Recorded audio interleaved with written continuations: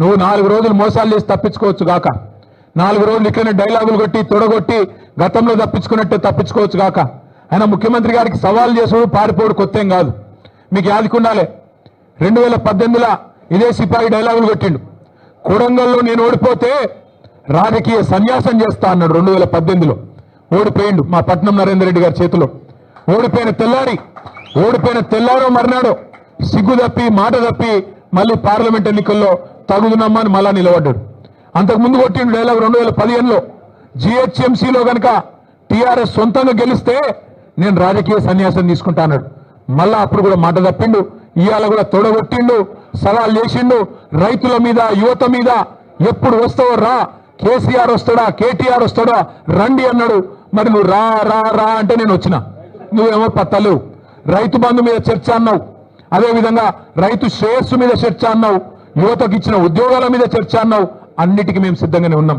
రేవంత్ రెడ్డి గారికి మళ్ళొక మాట చెప్తా ఉన్నాను, నువ్వు ముఖ్యమంత్రివి, నేను ఒప్పుకుంటా. నువ్వు నాకంటే ఎక్కువ బిజీగా ఉంటావు, నీకు నాకంటే ఎక్కువ పని ఉంటుంది, నేను ఒప్పుకుంటా. అందుకే మళ్ళొకసారి చెప్తా ఉన్నా ముఖ్యమంత్రి గారు, ప్లేస్ మీరే డిసైడ్ చేయండి, టైం మీరే డిసైడ్ చేయండి. ఆఖరికి నీ జూబ్లీ హిల్స్ ప్యాలెస్కు రమ్మంటే కూడా తప్పకుండా వస్తాం. కానీ మీరు ఏ అంశం మీద చర్చ పెట్టినా మేము సిద్ధంగా ఉన్నాం. కేసీఆర్ తయారు చేసిన గులాబీ దండు గులాబీ సైనికులం సిద్ధంగా ఉన్నాం. మాట్లాడుతూ ముఖ్యమంత్రి ఆయన మంత్రులు కొత్త పదం నేర్చుకున్నారు. మేము కేసీఆర్ రమ్మన్నాం. అరే నీకు నేను ఒకటే అడుగుతున్నా ముఖ్యమంత్రి, మా పిల్లలు సోషల్ మీడియాలో పోస్టు పెడితేనే గడగడలాడుతున్నావు, నీకు కేసీఆర్ కావన్నా?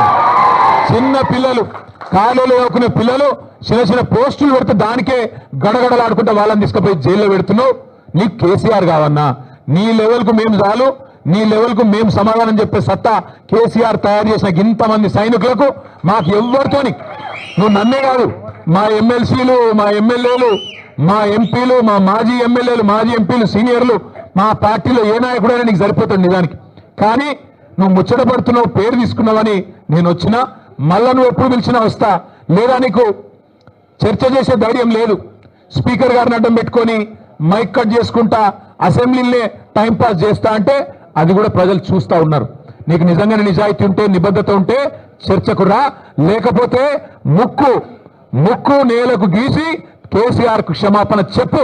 తప్పుడు కూతలు కూసినందుకు రైతు బంధు లాంటి పథకం పెట్టిన మహానాయకుడు, రైతు బీమా లాంటి పథకం తెచ్చిన మహానాయకుడు, భారతదేశ చరిత్రలో మొట్టమొదటిసారి 24 గంటలు రైతుకు ఉచితంగా కరెంట్ ఇచ్చిన నాయకుడు కేసీఆర్. అట్లాంటి నాయకుడిని అడ్డగోలుగా మాట్లాడినందుకు ముక్కు నేలకు రాసి చర్చకొచ్చే దమ్ము లేదు, కేవలం నాకు రచ్చ చేయడం మాత్రమే తెలుసు అని చెప్పి తప్పుకో, క్షమాపణ చెప్పు.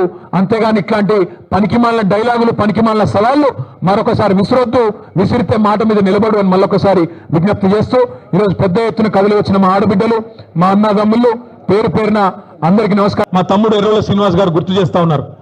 అన్న, అశోక్ నగర్ లో రేవంత్ రెడ్డి గారు, రాహుల్ గాంధీ గారు 2 లక్షల ఉద్యోగాలు ఇస్తామని మన యువతకు ప్రామిస్ చేసినారు. మొదటి సంవత్సరంలోనే ఈ రోజు వరకు 6,500 ఉద్యోగాలు కూడా రాష్ట్ర ప్రభుత్వం భర్తీ చేయలేదు. ఆ విషయం గుర్తు చేయండి అని చెప్తా ఉన్నారు. రాష్ట్రంలోని యువతకు ఇవాళ అర్థమైపోయింది. 2 ఉద్యోగాలు సంపాదించుకున్నారు. ఒకడు రాహుల్ గాంధీ అక్కడ ప్రతిపక్ష నాయకుడు అయిండు, రెండోది రేవంత్ రెడ్డి గారు ముఖ్యమంత్రి అయిండు. మీకు 2 లక్షల ఉద్యోగాలని చెప్పి మీ చెవులో పువ్వులు పెట్టి మరి ఇవాళ 2 మాత్రం ఉద్యోగాలు సంపాదించుకున్నారు. తెలంగాణ యువత ఉద్యోగాల కోసం చెలో సెక్రటేరియట్ అంటే వాళ్ళని మాత్రం తీసుకుపోయి జైళ్లలో పెడతా ఉన్నారు. అందుకే తెలంగాణ యువత, తెలంగాణ విద్యార్థి లోకంతో కూడా మా విజ్ఞప్తి, మా ప్రార్థన, గత 10 ఏళ్ళు ఎట్లుండే మరి ఇప్పుడు ఈ ప్రభుత్వం ఎట్లున్నది మీరే బేరీ చేయండి. ఫీజు రీయింబర్స్మెంట్ వస్తలేదు. ఒక్క మెడికల్ కాలేజ్ కూడా కేసీఆర్ గారు ప్రారంభించిన కాలేజీల్లో కూడా ఇలా సవ్యమైన పర్యవేక్షణ లేక, సవ్యమైన పరిస్థితులు లేక వాటిని కూడా మూతపడేసే పరిస్థితి వచ్చింది. గురుకులాలు నడుస్తలేవు. గురుకులాల్లో ఒకనాడు అద్భుతమైన ఫలితాలు వచ్చేదన్నాడు ఆర్ఎస్ ప్రవీణ్ కుమార్ గారు సెక్రటరీగా ఉండి కేసీఆర్ గారి నాయకత్వంలో అద్భుతంగా మనం ముందుకు తీసుకుపోయినాం. మా సబితక్క విద్యాశాఖ మంత్రిగా ఉన్ననాడు, బలహీన వర్గాల శాఖ మంత్రిగా కమలాకర్ అన్న ఇంకా ఇతర పెద్దలు ఉన్నప్పుడు బ్రహ్మాండంగా నడుపుకున్నాం. కానీ ఈరోజు అడ్మిషన్లు తగ్గిపోయినాయి, అదేవిధంగా అక్కడి నుంచి ఫలితాలు తగ్గిపోయినాయి. చివరికి పిల్లలకు నాణ్యమైన భోజనం పెట్టలేక కల్తీ భోజనం పెడితే ఇప్పటికి 90 మంది పిల్లలు చనిపోయిన పరిస్థితి గురుకులాల్లో ఉన్న మాట గమనించాలని చెప్పి నేను కోరుతా ఉన్నా. రాష్ట్రంలో అన్ని వ్యవస్థలు అస్తవ్యస్తం చేసినారు. ఒకటి కాదుగా మా పంచాయతీరాజ్ శాఖ మంత్రిగా పనిచేసిన దయాకర్ రావు గారు చెప్తా ఉన్నారు, గ్రామాలు అన్యాయం అయిపోయినాయని. గ్రామాలు కాదు, పట్టణాలు కాదు, రాష్ట్రం మొత్తంలో కూడా పాలన పడకేసింది. కేవలం పర్సెంటేజ్ల వ్యవహారమే నడుస్తా ఉన్నది. అందుకే నేను మీ అందరితో ప్రార్థించేది, గౌరవ పెద్దలు కేసీఆర్ గారి నాయకత్వంలో ప్రజల పక్షాన ప్రజల గొంతుకై మన పోరాటం నిరంతరం కొనసాగిద్దాం. పెద్ద ఎత్తున విచ్చేసిన మీ అందరికీ కూడా మళ్ళొకసారి హృదయపూర్వకంగా నమస్కారాలు, ధన్యవాదాలు. జై తెలంగాణ.